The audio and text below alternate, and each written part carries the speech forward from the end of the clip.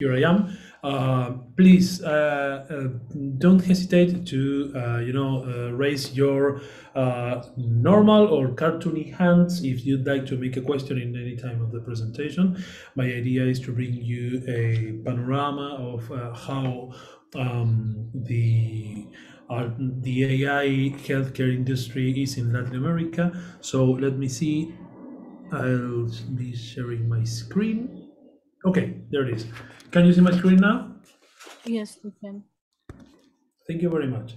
So, for all of the delegates, please do not hesitate to put on your mics and your cameras and whatever you need to interact with the presentation.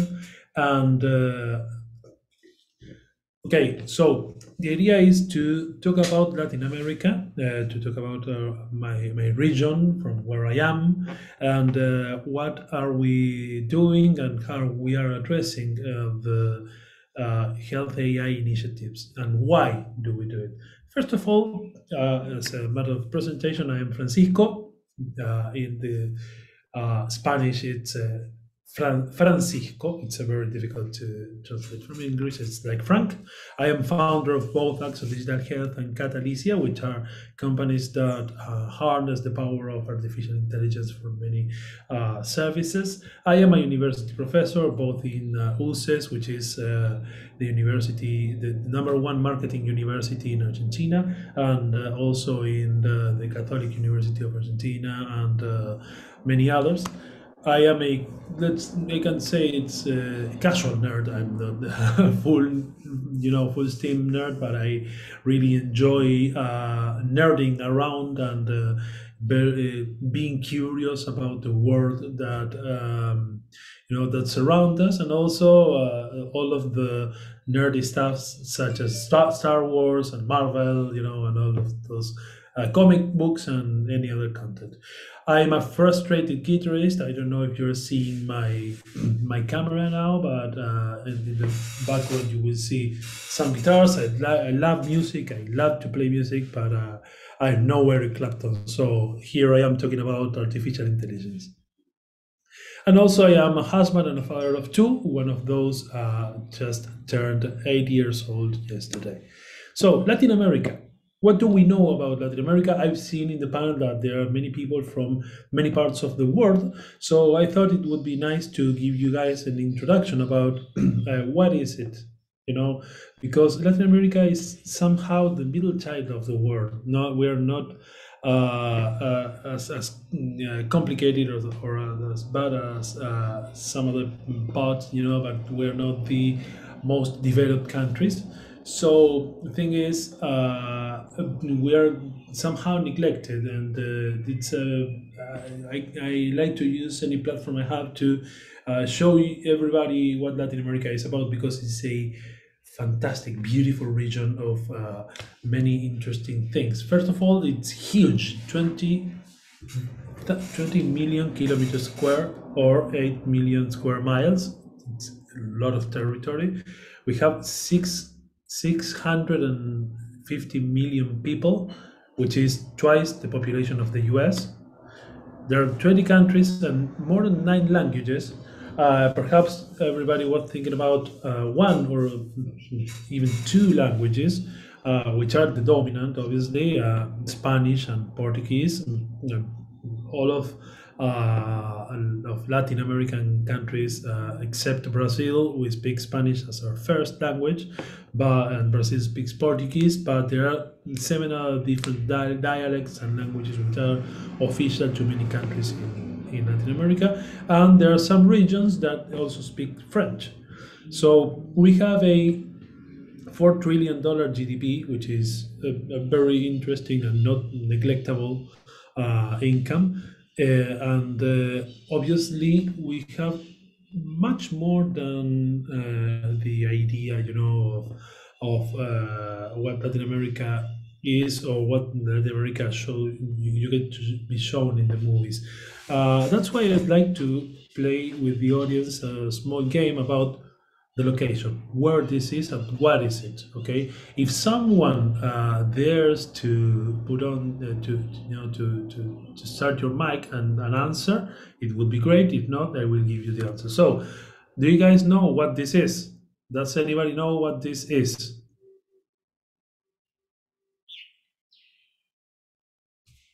Just activate your microphone and tell me. This is in Brazil. Yeah, Oriana, great. This is the Christ of Rio de Janeiro in Brazil. Beautiful city, beautiful people, beautiful beaches. You guys, everybody should be visiting Brazil and most of all Rio, which is one of the most beautiful cities in the world. And that was easy.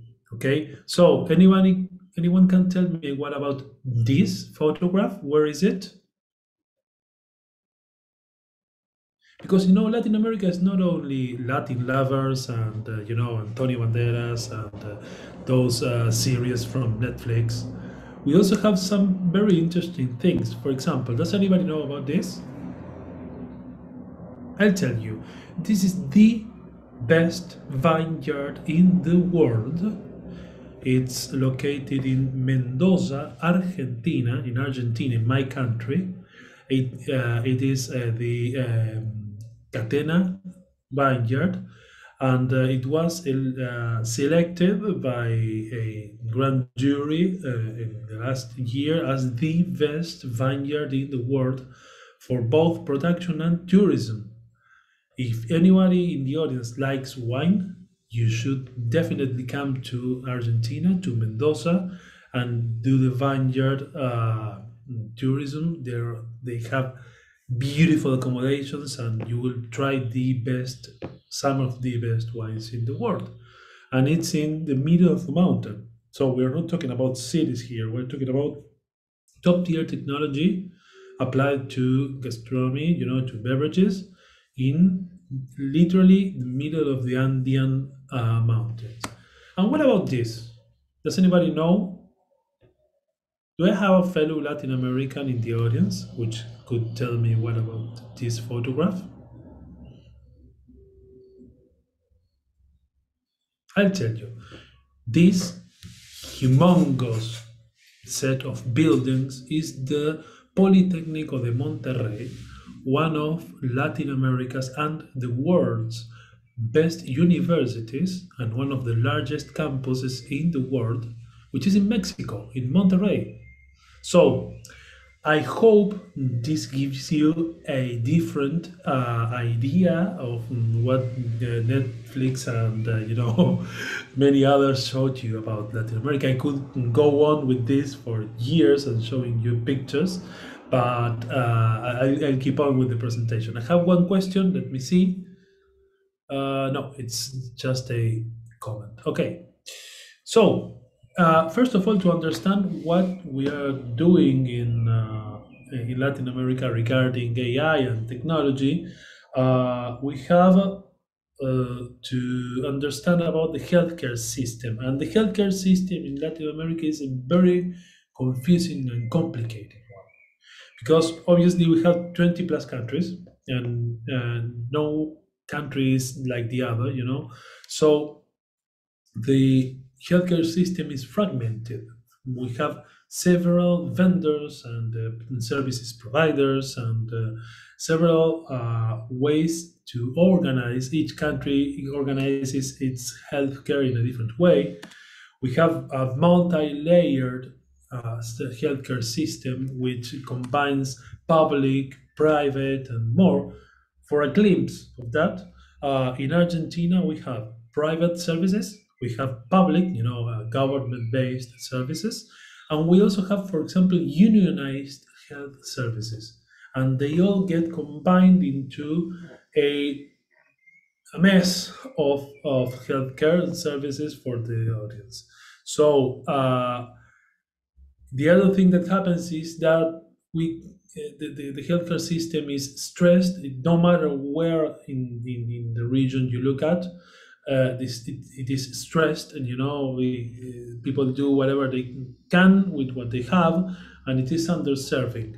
There are lots of population that cannot access to healthcare. They don't have a good access to healthcare, so it's quite challenging to get good health. And then there are still, sadly, very low levels of digitalization. For example, not every doctor has EHRs, or not every doctor is on telemedicine, and not all of the health records are digitized. So it's quite challenging to, to fund a startup to have a regional capability. But in spite of that, Latin America is the land of resilience and resourcefulness. So what ends up happening, we end up with many companies that are really interesting in many fields, and healthcare wouldn't be, and health AI wouldn't be an exception. As my prior colleague said, there are many tools that are democratizing the capabilities of building AI solutions. And in this region, we are using them to overcome many of the challenges that we have to to serve our population.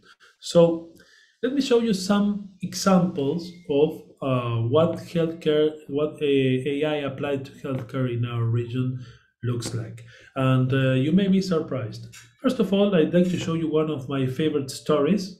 This is You Sound, and it's one of the most interesting Eureka stories. Why Eureka? Because this guy had a Eureka moment.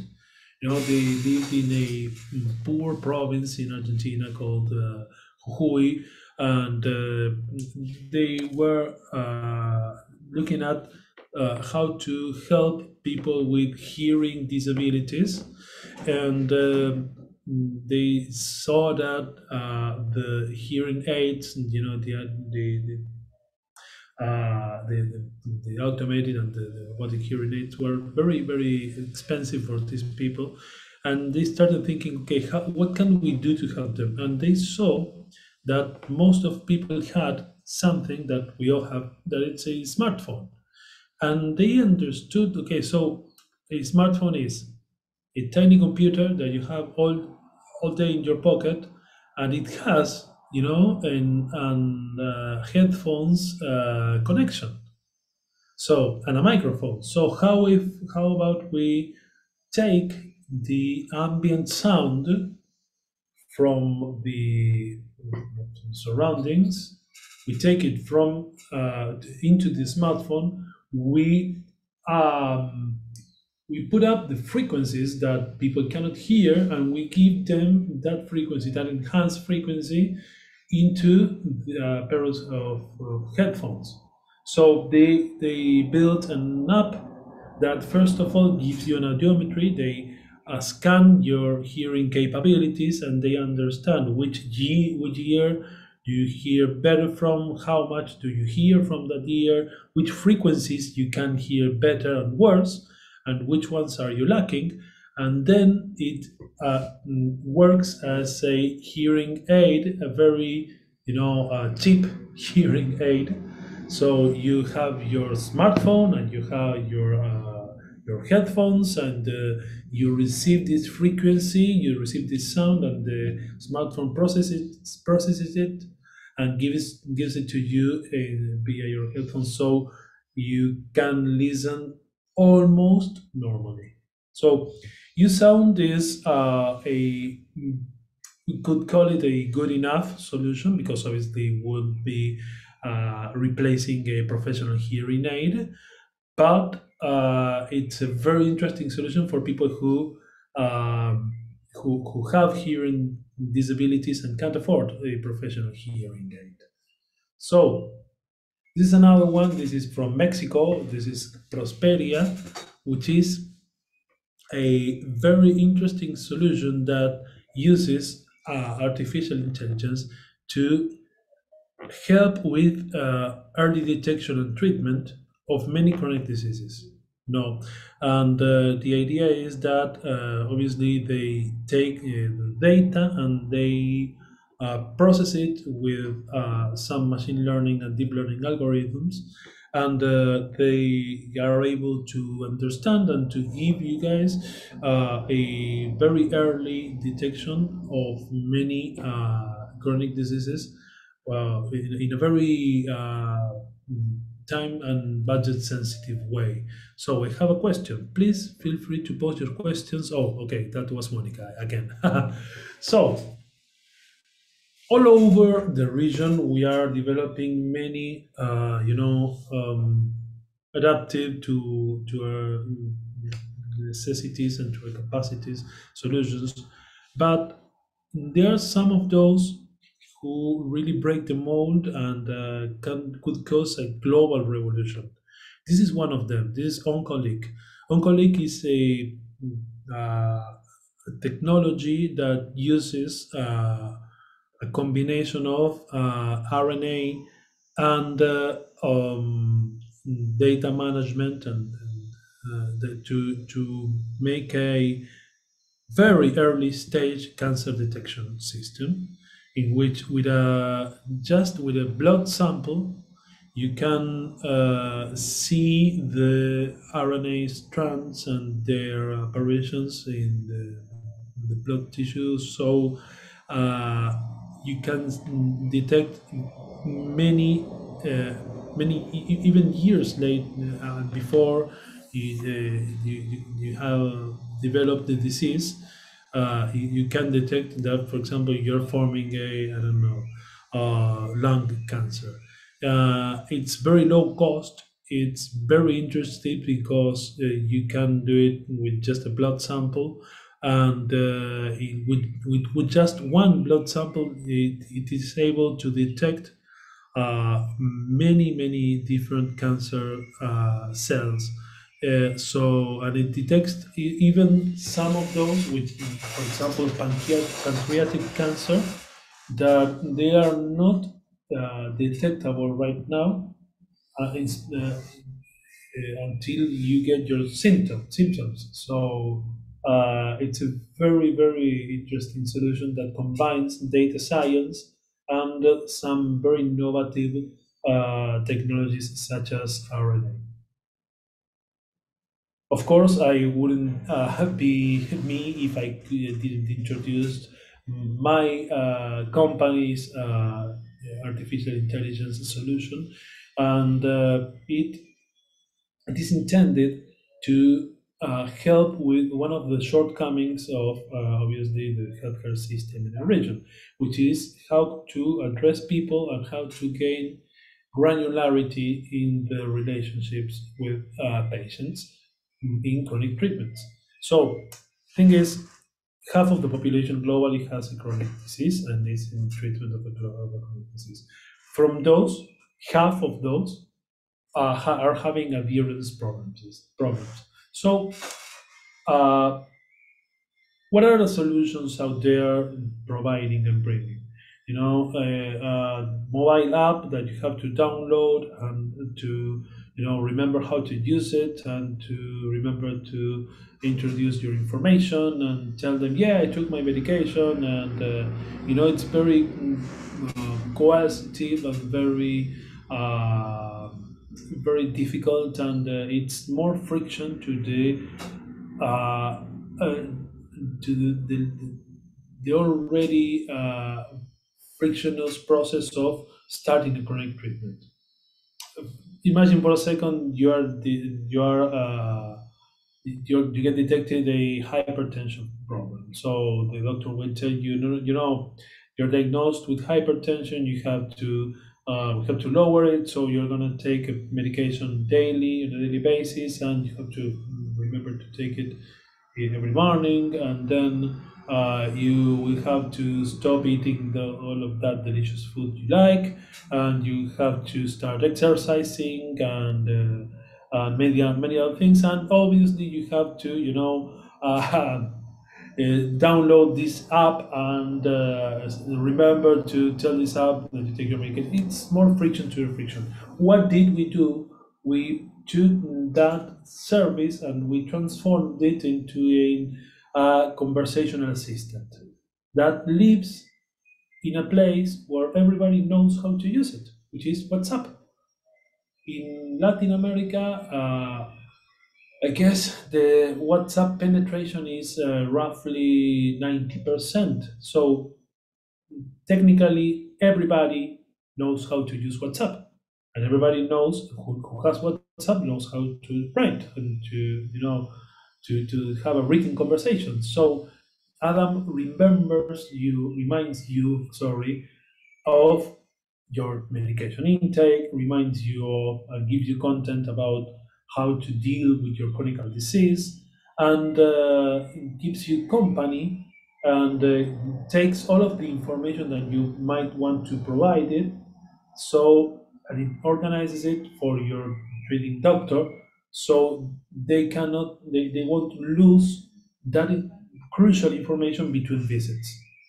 So Adam is being developed in many patient support programs across the region, and we are starting some clinical investigation, clinical trials in order to see how much of the adherence will lift in some specific cases.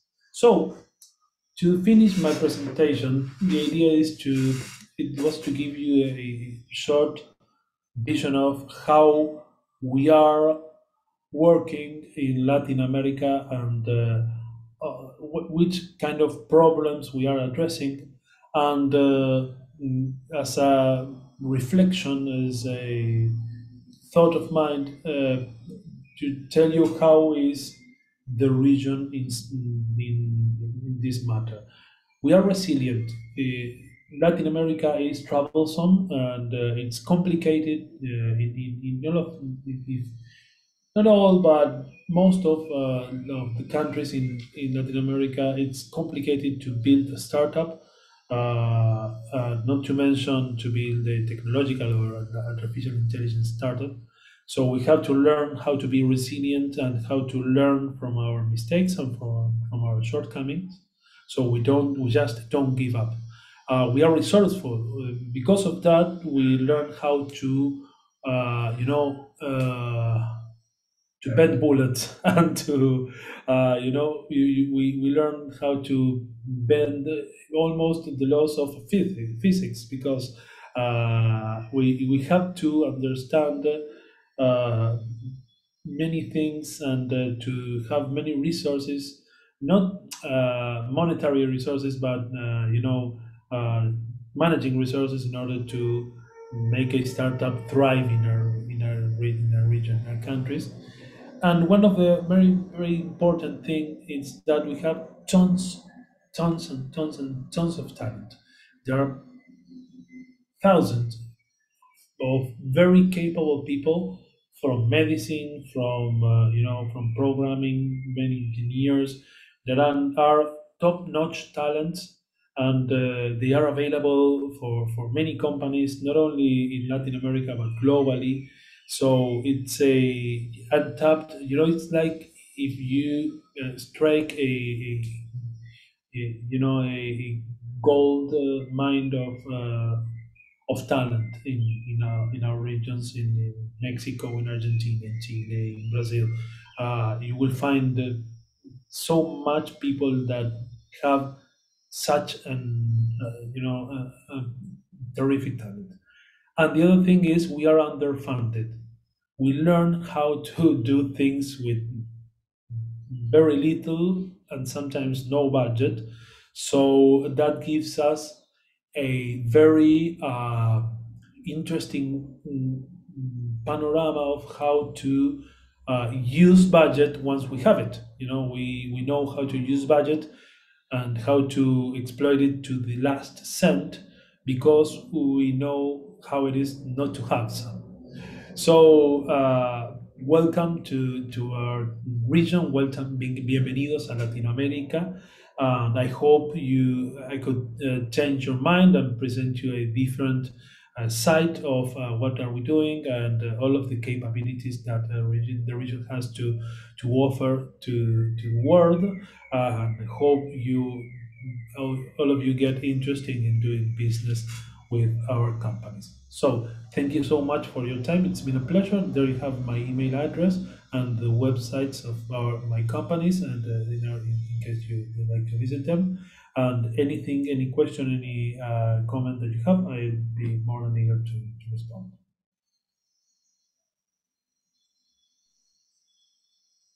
Yeah, thank you. Thank you so much for this wonderful presentation. Mm, and yeah, I can see a few comments from the delegates. It is a wonderful presentation and well detailed. Yeah, that Thank you would so be much. yeah. And so I'll just move on for the delegates. If you're having any questions, please feel free to unmute your microphone and ask the questions. The speaker is very much happy to answer all your questions.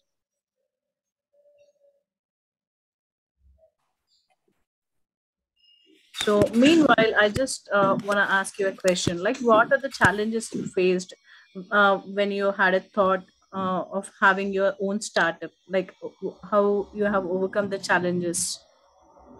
Yeah. Well, first, thank you, Monica, for your question. First of all, the most important is the context. In not all of the countries, but in many countries, you don't have you don't tend to have many help from governments, for example, or being in Latin America, you don't have access to funding. To give you an example, I was talking to I am an alum of Columbia University, and I was talking to a fellow alum the other day, and she was funding a startup, a digital healthcare startup, a very interesting one. And she told me she was looking for $2 to $5 million. She was in the United States, and she was looking to forward to get funded on a $2 to $5 million basis on a seed round. And the next day, I read about the first Argentinian digital healthcare fund. The first digital healthcare business venture in Argentina, business capital in Argentina, and they had for all of the fund, for all of the startups they will be investing in the same amount of money.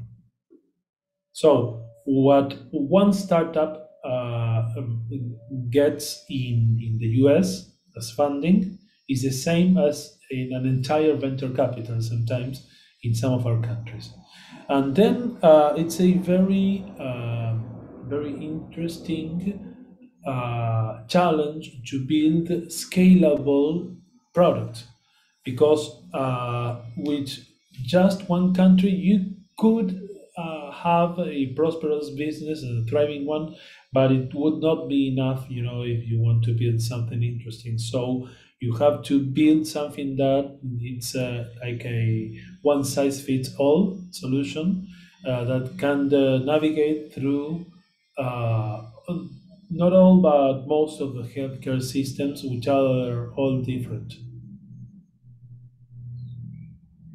Yeah, that's really nice. Okay, so as we are running short of time, I'll just move on for the next keynote presenter. Thank you for being with us today. Thank you so much.